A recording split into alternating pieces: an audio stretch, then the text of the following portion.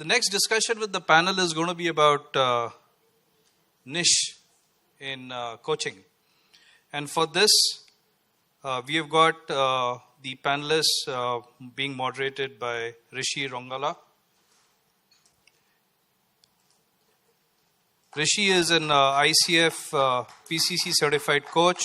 He's the founder of Paradigm Shift Transformative Coaching with a distinctive blend of business transformation acumen and deep commitment to inner work.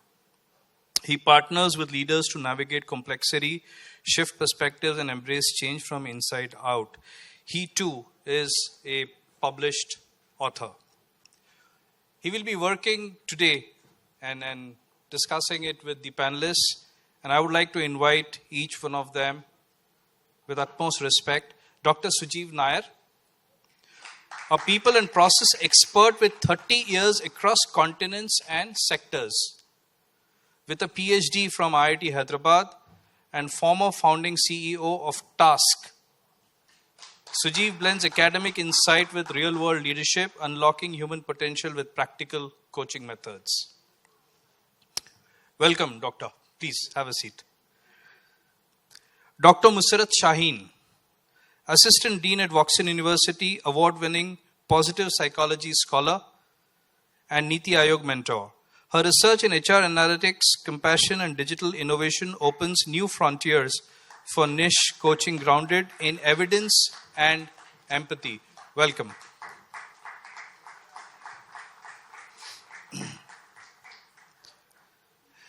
Srikanthan Kumaraswamy is the co-founder of the Guiding Light Collective, a master coach and an IIT alumnus. From Microsoft to mentoring 300 plus coaches on their ICF path, Srikant is passionate about helping coaches build sustainable values-led practices in a fast evolving ecosystem. Welcome all three of you, and I hand you over to the good caring hands of Rishi.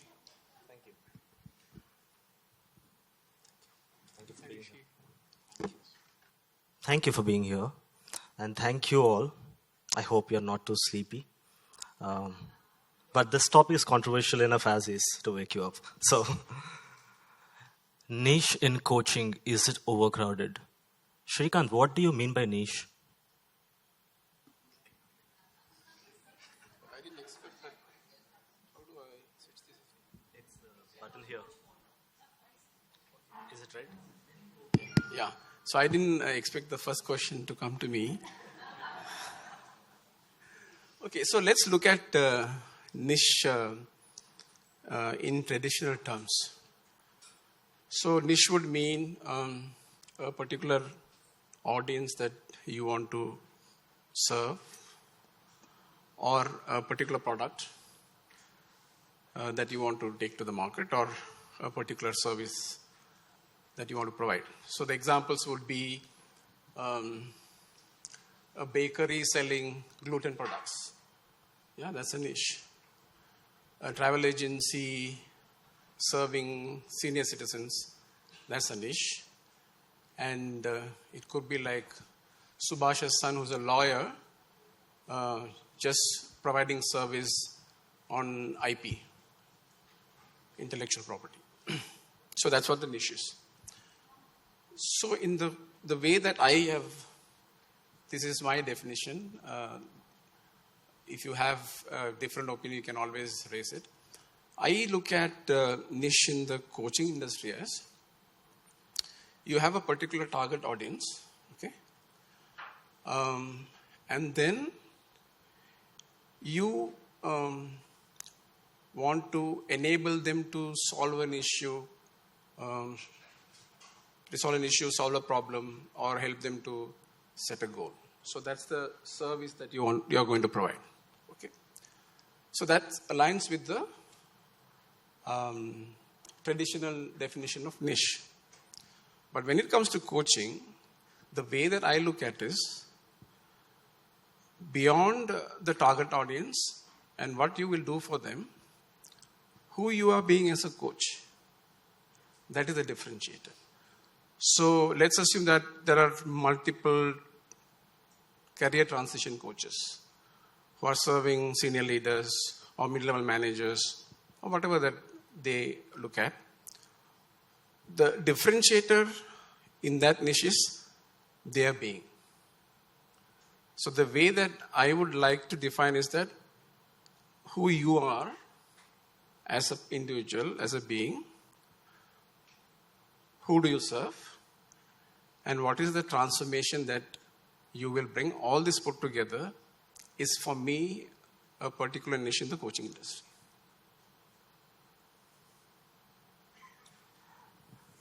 Okay, I understand what niche is in general. I understand what niche can be in the coaching context.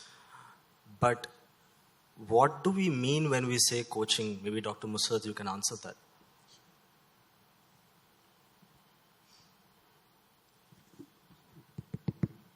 First of all, thank you so much for bringing me here. Like, I'm not a professional coach. Yes, I'm an academician, and I'm a faculty of MBA, PhD, and the BBA students. So I have coached the new managers, like what was the discussion going on. Based on that, the coaching like definition, if I have to say that, how you are looking into the potential of your client, looking into the areas where the development can happen, and can guide them to what they aim for. Maybe sometimes, like if I have to give an example of my like master's students, they are looking for a good job, good placements, and overall personality development. So what are the areas where we can suggest them, where they can hone their skills and all? So it's a process by which you can keep on guiding. And if this process, if become too specialized, what like has been discussed, like what is a niche and all. So somewhere maybe like we are compromising on the holistic picture of the coaching area. We need to start with looking at the broader lens, and then we need to get into the specific area. Maybe everyone does not need every type of like suggestion coaching. Some are good with their skill sets, but they maybe need some kinds of the motivation, some kinds of the confidence which we're lacking in them. So you need to focus on that area.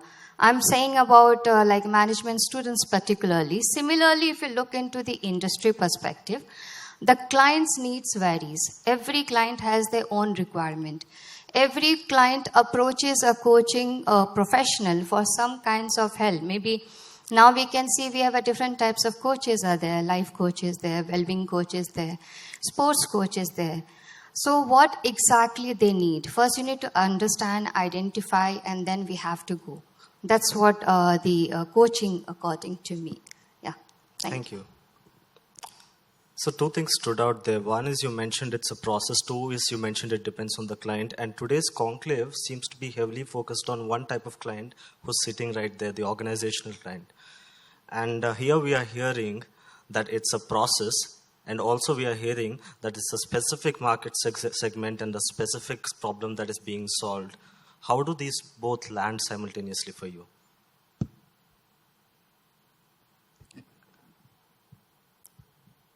Rishi, coaching is a process.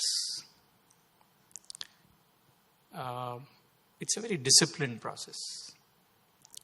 And the way I understand coaching is to bring out the best and the potential in a coachee.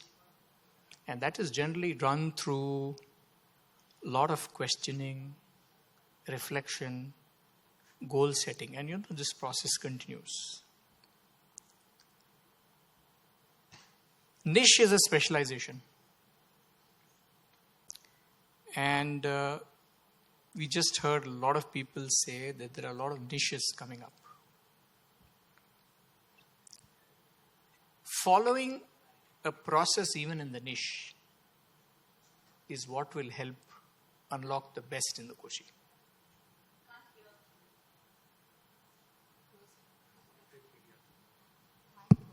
Is it better? When you say following the process inside the niche is what helps, and we are an industry that is looking for increased adoption, and our primary consumer is the organizational leader, right? And these audience also need to be educated, because in the Indian context, mentoring is far widely practiced, and it does not immediately seem intuitive to say that it's a process, it's not an expertise. So how does this fit into the Indian marketplace context? See, I'll give you some of the examples that I have faced with coaches especially. Over the last 3 years, I've seen coaches generally come to a coach asking for a solution. I have a problem, can you give me a solution? Or they want specialized advice in a specific area. And many times, when they focus on that area and somehow the person doesn't get his or her solution, they get very disillusioned. They get very disturbed. And they say, probably this did not work for me. As compared to a coach understanding the situation, why the coachee came into that situation. For example, if somebody is being coached on productivity, right? It's a niche. Many times, I have seen coaches and coaches engaged on that, results not coming. You know why? Because the coach is very focused on productivity. The person is an expert looking at that, but not understanding what is actually happening to the coachee. Probably that person is going through a burnout because of a cultural issue, a policy issue, or whatever. And you continue to feed inputs on productivity, doesn't work. So I think understanding adjacent areas will help a coach unlock the best potential. See, that's an interesting aspect, understanding adjacent areas, because we are seeing this phenomenon of specialized certifications happening alongside the ICF credentialing journey. And the previous panel is about future of coach development, and I think this is also relevant. What do you think about the specialized certifications, Sri? So I'm just going back to what Dr. Sujiv said. Coaching is a process, right? So you have to trust the process. What is coaching? So let's look at the foundations. So you are building your capability based on competencies, right? So we always keep saying that coaching is domain agnostic, right? Now, when you start your coaching career, my personal view is that every opportunity that you get, coach anybody who is coming your way. Like what Madhu does, everybody that she meets, she says every trespasser will be coached. Yeah. So the idea is to build your capability of coaching, gain the experience because you are strengthening your fundamentals, and then maybe when you have enough experience, look at going for specialization. So now what is happening in the industry? So I'm just making some anecdotal things here, that there are organizations which force people to choose a specialization while they are in their beginning stages of the coaching training program. Actually, it doesn't make any sense, right? So when they have got some experience and allow this niche to evolve or emerge over a period of time, and then somebody choosing to specialize makes more sense than institutes trying to push specialized credentials, saying that, hey, there is some demand for this. If you get your specialization on this, you can start making more money. So that is how I've been hearing people who come to me for mentoring, hey, get this certification done and the clients are going to fall on your lap. And that is not the case. That is my view on that. Dr. Musarrat, so you've done a lot of research into psychological capital, workplace impact. Is there any research that points to the efficacy of specialization versus a contextual generalized understanding? Thank you. That's a really interesting question. First, we need to understand as a researcher from the positive psychology, I would like to add value over here in terms of like specialization. Like the post-pandemic, if you'll see, this coaching specialization has increased. More different types of coaches have started emerging. Why there is a certainly this need has evolved? The answer is in the positive psychology itself. They say that every human being has a different needs. Every human being carries certain different competencies, different capabilities, different like efficacy, what he's saying. And we need to focus on that. What is missing? Maybe after a psychometric analysis, after running an assessment, I got to know a person is low on a resilience level, for example. Maybe I can focus on that part more. So the coach, particularly the professional coach who is coaching that client or that mentee, needs to understand the requirement of that particular area. So, of course, based on that, they need to keep on changing their coaching style. We cannot stick to one size fit for all, right? We need to start with a broader perspective, but we need to go into the niche perspective also to understand the need. If I have to give the example of a leadership also, like leadership is like leading a team and leading a group. But what exactly is my team member? What exactly I need to do? Do they need individual attention? Do they need some kinds of personalized guidance or supervision? Based on that, I need to keep changing my style. Same way, when it comes to coaching efficacy, they need to build up on these areas. They need to have those kinds of styles, those kinds of abilities that, yes, I need to first understand, then change my stand, and then I can move ahead. So there are many studies. I'll just quote one author like Jonathan Passmore. If you look into his research and the books and all, he has extensively written on the coaching industry, coaching style, reflective inquiry, appreciative inquiry, self-awareness in coaching and all. He also has suggested that that coaching cannot be a one-level process. It has a multi-level process. It has a more intertwined, I'll say the intervention is required. Intertwined styles is there, which needs to be focused more. Then only you can be a good coach. You cannot just be a single style coach and then you think that I'm coaching other person. So yes, the specialization is increasing, and I think over a period of time we can see more. There is a exponential growth is happening.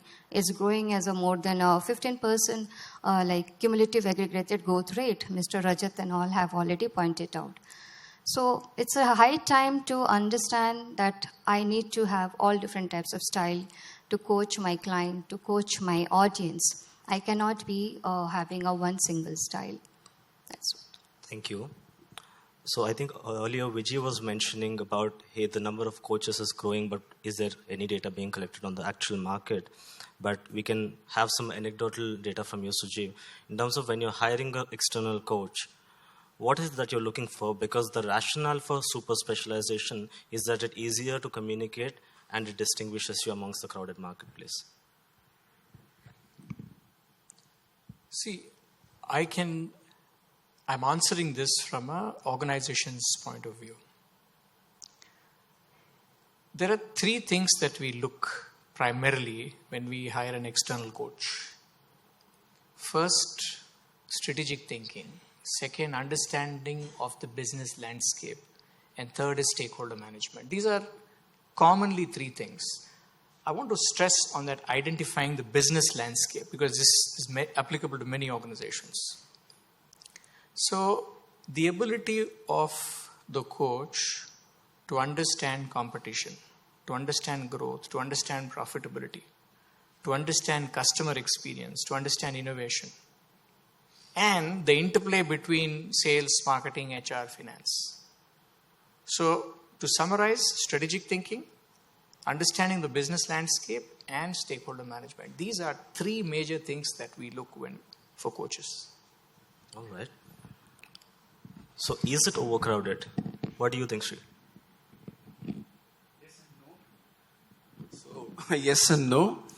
Yes, because everybody wants to call them as a career transition coach or relationship coach or transformational coach, even without the understanding the meaning of the word transformational. It is crowded because many people are calling themselves, because the term looks very fancy. It will not be overcrowded because the differentiator will be, as I mentioned in the beginning of this panel discussion, who you are being is going to be the differentiator, right? So, I'm just, for example, you call yourself a transition coach, career transition coach. I call myself a career transition coach, right? So, we may have the pretty much the same competencies as far as the fundamentals and the capabilities of the coaching is concerned. What will differentiate a client coming to us is how they are able to connect with each of us. Somebody who is able to connect with me may not be able to connect with you. Somebody who is able to connect with you may not be able to connect with me, right? So that's the reason I added this third element as a coaching niche. If you are able to differentiate, the only way that you can differentiate is by being who you are, because everything else can be copied. That's the only thing other coaches cannot copy. So if they are not able to copy, then I don't think it will get overcrowded. You have to, if you're not able to differentiate, then it's an overcrowded place. That's the way that I look at it. So basically, niche, the only way it cannot be overcrowded is everybody being themselves, and there's a lot of stress on being throughout the day. Yeah. Show up. I think Rupinder mentioned who you are is how you coach. That's what it is. Okay. What do you think, Musarrat? So I'll give two instances to answer this, that whether the coaching industry is getting overcrowded or not. One, during the lunch, I was overhearing a discussion which was going among the another group on the table. And I was not part of that discussion, but I was overhearing. Discussion was is MBA, simple MBA, generic MBA, is it required now? Or more specialized or professional level of degree is something which is required?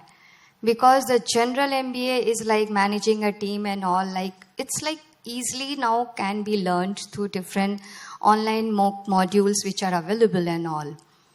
So they have progressed from the masters, first year they are focusing on the masters, second year they are going on the specialization.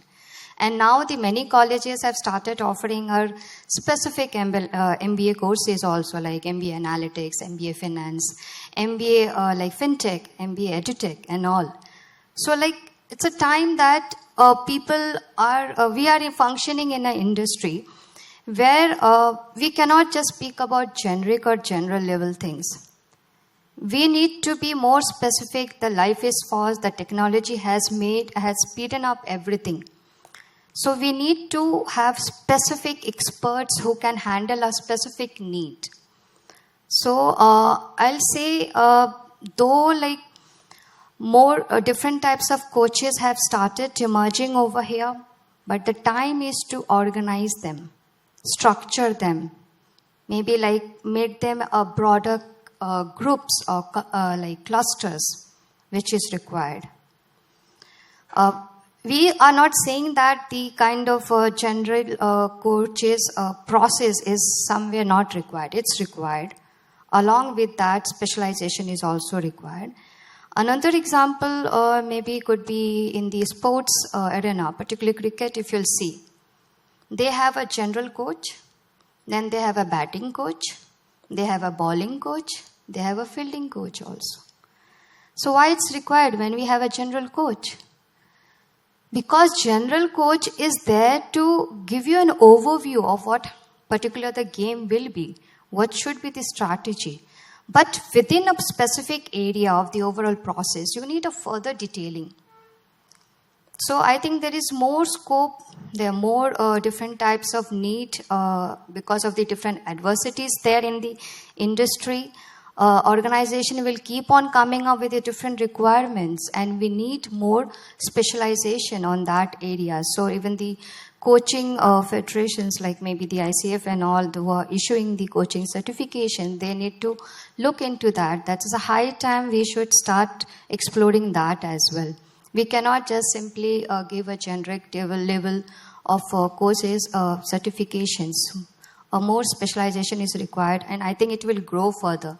There is a further scope that it will grow. We cannot stick to one level like the master degree earlier. From the earlier, if you'll go back to my era, maybe graduation was enough. Then suddenly master's is required. Then suddenly after MBA, we need a more specialization. Digital marketing, MBA in digital marketing and all. We require only that area. So it's growing. There is more scope and space is there, I believe. Thank you, Dr. Musarrat. But I think we can all talk amongst practitioners and academicians, but the end decision is with the consumer. That's why we exist. What do you think, Dr. Sujiv? Is it overcrowded? I'll purely go by the earlier panel and their statistic. If I compare America with Asia, I think it's not overcrowded. If I compare China with India, it's still not overcrowded. I also want to give another insight because, I just picked up an example from what ma'am mentioned about generalization and specialization. Again, with due respects to everyone here, until 1901, if anybody had to learn MBA or they had to learn business, they had to be attached to a person like an apprentice. In our Gurukul system, right, with the Guru and Shishya, the Guru made Shishya do everything and then they learnt the real tricks of the trade. But in 1901, Harvard came and they introduced MBA. And what did they do? They said MBA HR, MBA Finance, MBA Production. And then blue chip students went, they specialized, they came in with their chips on their shoulder and they came into the organization. And they started working in the organization. But if you see this statistic, even if you see the last 5-6 year statistics, 80% of these MBA grads who came into the organizations left within the first 2 years. And there is research which says, why did they leave? So, simply put, what happened is they came and they started working with experienced people in the organization. But they came with a chip. I came from LSE, I came from Harvard, I came from that institute. So the experienced person says, what do you understand? This is a finance problem and I'll use these tools and I'll fix it. This is an operation problem. I learned this, I'll fix it. The experienced person, they've learned it the hard way. So they understand. But after a while, the youngsters realize there is nothing called a finance problem or an HR problem or an operation problem. It is all the business problem manifesting in the business context. And this tension between the experienced and the freshers led to about most of the reasons why people left. So, to sum up, many colleges now have, they've gone back to generalization than specialization. So, the debate will continue, is specialization good or is generalization good? I think both are there, but you have to contextualize it and take it by the ear. Perfect. Thank you. And we have the last 10 minutes to open up for questions. Has to play is to fill the gap between the Gen Z and the Silvers. Yes, and correct me if I'm wrong there. What are the measures that we are going to take to fix that bit of a tension so that the outflow of a very potential candidate is stopped? Where do we figure there? Very insightful question and very practical question. I don't want to solve this. Because that little tension is what will keep either ways continue to learn. But I'll give you one insight. And probably I'm not an MCC, PCC certified, I'm only a practitioner, but I can tell you, based on what I have interacted with people, there are two things which are very, very important. As a coach, as a leader, as a manager. One, emotional intelligence. Human beings are a bundle of emotions, right? I think it's the ability to read that emotions and work around them. And the second one is the willingness to experiment or innovate. I think even the earlier speakers mentioned what after level 10. I think it's continuous improvement. I am my competition. There you go.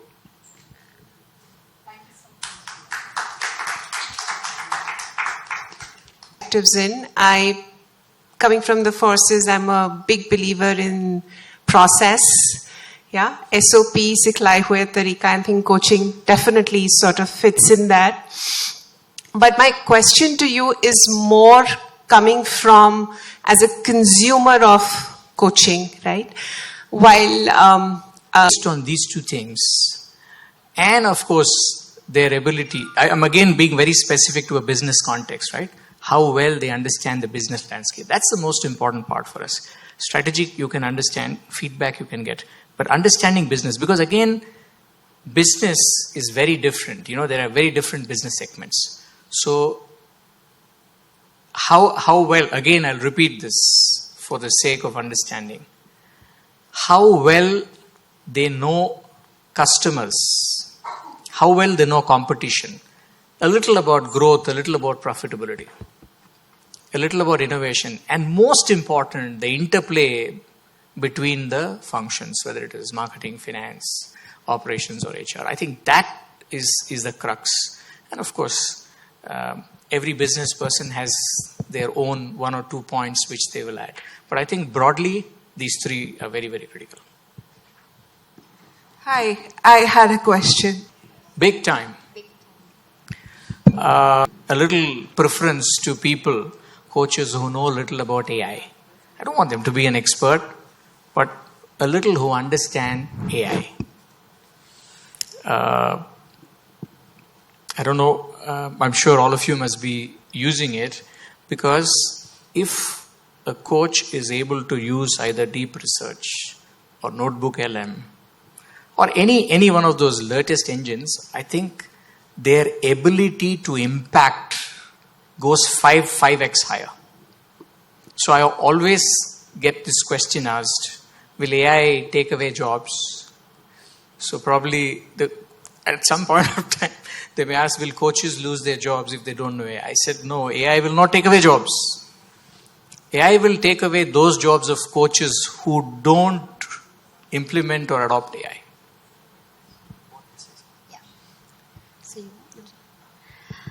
First, I would like to answer your question, and then I'll come to yours also, ma'am.